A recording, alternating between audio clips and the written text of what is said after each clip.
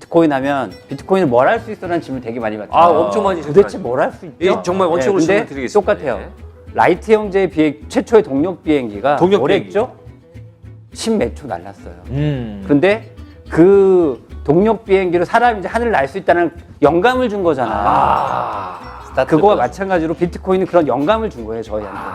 그러니까 세계를 블록체인으로 바꿀 수 있겠다는 영감을 준 거고, 사람들은 거기에 되게 열광해서 왔는데 약간 투자의 개념으로 바뀌면서 이렇게 막 올라갔다 내려갔다 하는 폭이 약간 컸었죠. 시초를 주신 네, 거네요. 그렇죠, 그렇죠. 그러니까 할아버지, 당군 할아버지 이런 네네네. 느낌인 거죠. 근데 블록체인 세계가 엄청 속도가 빨라요. 그 차트를 보면 그 나스닥 차트의 20년간의 차트가 비트코인의 한 5년 차트와 맞습니다. 똑같아요.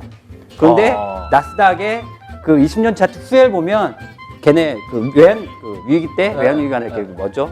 금융위기 때 뚝 떨어졌다가 또 다시 15년간 쫙 올라갑니다.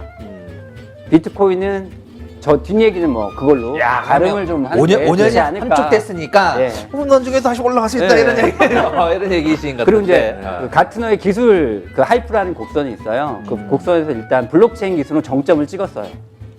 정점을 찍고 쭉 올라갔다가 떨어졌다 다시 쭉 이제 안정화된 곡선을 쭉 우상향하는 곡선을 그리거든요. 블록체인 기술은 정점 찍고 약간 지금 현재 내려가는 시점입니다. 근데 어느 순간 갖고 있으면 안정화되기 시작하면 다시 우상향 곡선을 그릴 거라고.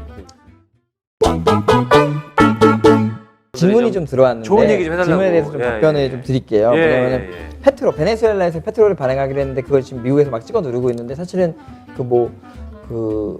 저한테 이제 페트로코인 어떻게 보냐고 말씀하셨는데 방향은 좋다고 생각합니다. 그런데 이제 뭐냐면은 이 두 가지 관점으로 보실 필요 있어요. 베네수엘라가 경제가 파탄이 사실 난 상태거든요. 아까 보면 제가 아까 어떤 분한테 들은 건데 정말 돈을 이만큼 화폐를 갖고 와서 우유 반잔 먹는다고 하더라고요. 우유 반컵으로 바꿔 먹는다고요. 그 정도로 이제 초인플레이션이 일어난 거죠. 그런 상태들이 일어났는데, 그런 부분들이 일어난 게 사실은 베네수엘라의 잘못만은 아니라는 겁니다. 강대국들이 그렇게 종용을 했을 수도 있어요. 예를 들어서 아무 일도 안 하게 부정부패하게 그냥 만들어버린 걸 수도 있다는 거죠. 그냥 누워서 너는 잠만 자고 술만 마셔 이런 식으로요. 근데 또 그런 부분들 때문에 베네수엘라에서 그런 영향권을 벗어나서 화폐를 발행하는 건 좋은 의미인데, 사실은 반대로 생각하면 그만큼 그렇게 초인플레이션이 일어났다는 건 그 나라의 경제 상황이 되게 안 좋다는 겁니다. 그래서 페트로라는 걸 만들어서 이제 어떻게 보면 초반에는 어느 정도 이렇게 부양 효과를 기대할 수 있지만 어차피 경제를 그렇게 파탄을 냈던 집단들이 하는 것들이기 때문에 사실상 이렇게 좀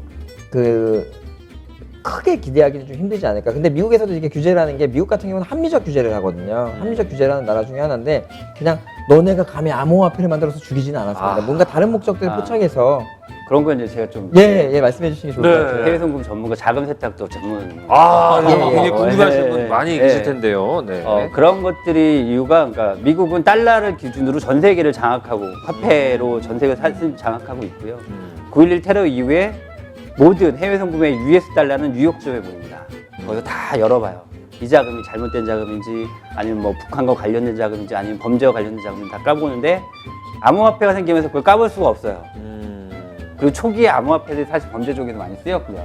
그래서 베네수엘라가 암호화폐 형태로 되면 자기들이 통제권에서 벗어나기 시작하는 거죠. 그러면 미국의 패권주의가 무너지는 역할들을 하게 되거든요. 그래서 미국은 그 화폐 시장에서 아직도 기득권을 갖고 하기 위해서 자신들이 안에 넣으려고 하는 거고요. 그것을 전 좀 이렇게 보는데, 중국 같은 경우가 비트코인 엄청나게 암호화폐 시장이 떴다가 죽었잖아요. 그렇죠. 그 이유는 중국은 US 달러를 흔드는 모든 것에 대해 지원을 전폭적으로 아끼지 않았어요. 은행만 하지 마라고 했다가 암호화폐가 오히려 위안화를 흔드는 상황이 돼버리니까 이제 그만해. 이렇게 되는 거고요.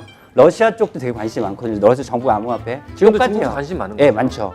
러시아 쪽도 어떻게든 US 달러가 흔들리는 것들은 다 해보겠다라는 거예요. 그래서 그런 움직임도 있어요. 러시아, 중국, 브라질이 우리끼리 송금망을 따로 만들자, 이런 국제적인 흐름들도 있고요.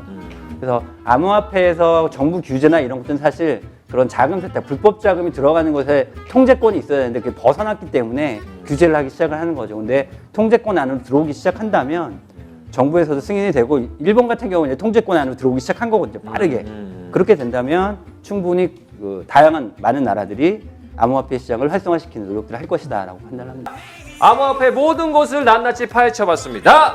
앞에 자, 감사합니다. 안녕히 계세요.